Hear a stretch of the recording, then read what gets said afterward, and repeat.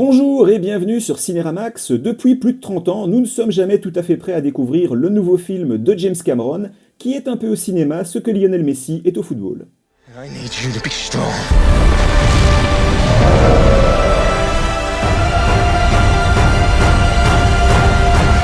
C'est le film le plus attendu de la décennie, la suite du film le plus attendu de la décennie précédente, Avatar, un film qui a tout écrasé sur son passage et qui aujourd'hui encore nous donne à voir ce que sera le cinéma de demain. À la question « Avatar 2 est-il mieux que le premier film ?» Non, sans doute un peu moins bien ciselé, un peu moins évident que le premier, et de mon point de vue, un peu moins chargé émotionnellement, en tout cas après une première vision. Mais le plus grand défaut d'Avatar est certainement sa générosité, et avouons qu'il y a pire comme défaut. Mais je ne voudrais pas faire croire que je pinaille, car je ne veux pas pinailler, car ce qui est en face de nous est un très grand film. Et certains feront la fine bouche alors que le film est au-dessus de toute la concurrence et à l'opposé de la médiocrité et du manque d'inventivité cultivé par les Star Wars ou autres Marvel pour ne citer que depuis plus de 15 ans. Et même si l'effet de surprise n'est plus là, on est quand même surpris tout le temps, des dizaines de fois tout au long du film. Sur le plan technique, Avatar 2 est une nouvelle gigantesque claque qui va très loin dans le souci du détail et sur des terrains qui semblent sans limite sur Terre, dans les arbres, dans l'eau, tout ça est foisonnant et hyper cohérent. Certains pointeront une apparente simplicité du scénario, ce n'est pas très exact. Tout d'abord, il n'est simple qu'en apparence et les visionnages successifs permettront, comme pour le premier, de démontrer les connexions entre les personnages et toutes les subtilités de l'écriture. Ensuite, le film est d'une grande densité, l'arc narratif du seul Quaritch, le méchant du film, pourrait être un film à lui tout seul. Et enfin, le film donne à voir des choses qu'on n'a jamais vues au cinéma, et ça aussi, c'est la substance d'un scénario.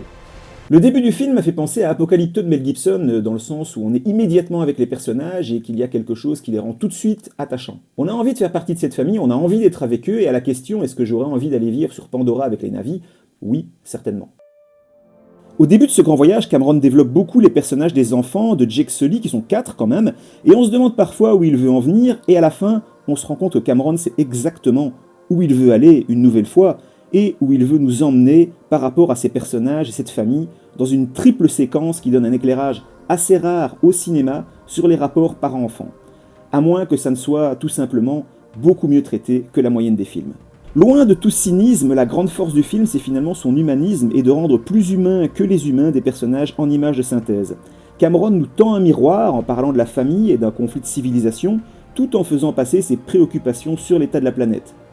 Avec tout ce qui constitue un grand divertissement, il aborde l'essence même de ce que nous sommes et, comme il le dit, c'est l'imagination qui éclaire la réalité. Merci d'avoir visionné cette vidéo, allez voir Avatar 2 The Way of the Water, allez même le revoir car une seule vision ne suffit sans doute pas à en saisir tous les contours. Likez, commentez, partagez cette vidéo, abonnez-vous à la chaîne YouTube Cinéramax et à bientôt pour de nouvelles aventures. Let's get it done.